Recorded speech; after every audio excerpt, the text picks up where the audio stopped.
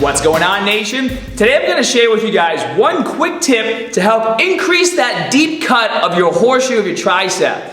Now, what the horseshoe is in your triceps is basically when you flex your arm and you twist it all the way around, you start to see that horseshoe shape, and it goes all the way around your arm. Your tricep is 2/3 of your arm. And then with the exercise that this is going to apply to, mainly you're going to be targeting that long head of your tricep, which is that muscle way back here. You can even see it when you hold your arm out and flex like this. And all this tip has to do with is placement on the bar or dumbbell and controlling where your wrists are. So for example, a lot of people when they exercise, they instantly let their wrists break and hang like this. And what I want you to do even before you try these tips is to put your arm in the air right now, hang your wrist back like this, put your arm at the base of your tricep, and then just extend your wrist forward. And you're going to feel that long head activating as you do this. So while keeping that in mind, what I want you guys to do is pay attention over here. We're going to do some power bombs or overhead tricep extensions. We're going to do it with a dumbbell. And typically what you see a lot in this exercise when it's being performed is the dumbbell's in the air, and when it's at the top of the movement, it's hanging like this. And then you go down, bring it up, and then it's hanging over your head like this again. The trick that I do to help increase the tension in my triceps and to really kind of isolate that long head is when I go down all the way like this, as I get to the top, I keep my wrists straight. And as I keep them straight, the dumbbell becomes parallel to the ground. And even if you grab a light weight, this is only a 40-pound weight, if you come down and do it like this, and then come down and do it the way I'm telling you to do it, you're instantly going to feel more activation in that long head of your tricep. And what's also happening too is as you go from here to here, you're actually increasing the pressure on your tricep from having the dumbbell flipped in the air like that. So it's going to feel a bit heavier. So as you come down, it feels like 40 pounds. Then as you get it up to top right here, maybe it feels like 45 pounds. It's not much, but it does help. Another exercise you can apply this trick to is on skull crushers.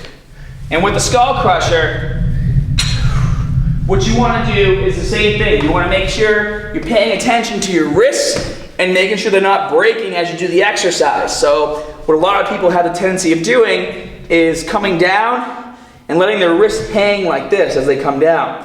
And what this is also doing is taking about an inch out of the exercise of how far down you can bring the bar. See how I bring it down a little farther? So what you want to do is get on the top of the bar, on the top of the movement like this, get a super tight grip on the bar, and then just make sure as you're coming down that those wrists are staying as straight as possible, and as you go up, they continue to stay straight. You don't want to fall into the habit of coming down and then getting to the top of the movement like that. Keep those wrists forward. And then one final tip to help you guys out whenever you're doing any tricep exercise is you always want to make sure you do warm-up sets first. So if you're going to do a seated overhead press, grab a really light dumbbell that you can do very easily for 15 to 20 reps and just do 2 sets of that. So I'm going to grab this 40-pound dumbbell and just do full range of motion all the way down like this, maybe even pause at the bottom, all the way to the top, all the way down, all the way to the top. What this is doing is going to help get rid of elbow pain that you might be experiencing or preventing an injury. There's synovial fluid inside the joint of your elbow. And basically what that is this fluid that kind of goes around the bones in the area. You have your humerus and the 2 bones coming out of your forearm, the ulna and the radius. And those contain articular cartilage which cover the ends. So basically these bones are grinding all over each other as you perform your exercises.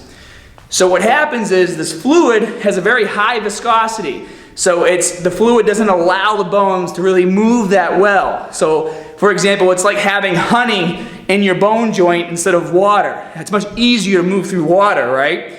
So by doing the warm-up set, you're lowering the viscosity level, so you're allowing that fluid to allow the bones to really glide over each other so you don't end up hurting yourself. A lot of the times when you start your tricep exercises, That's the pain you feel, is those bones trying to move and that fluid's just not really letting it happen. So always do your warm-up sets.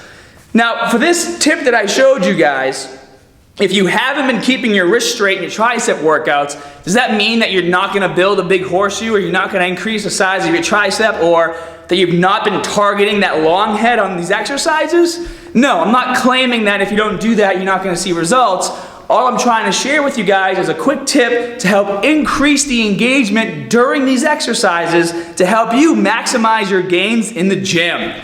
For more great tips, exercises, routines, and recipes, feel free to join us on scotthermanfitness.com. If you guys want to chat more about these tips in the forums on my site, I'll leave a link for you for that as well. And as always, more good stuff coming soon. See you guys.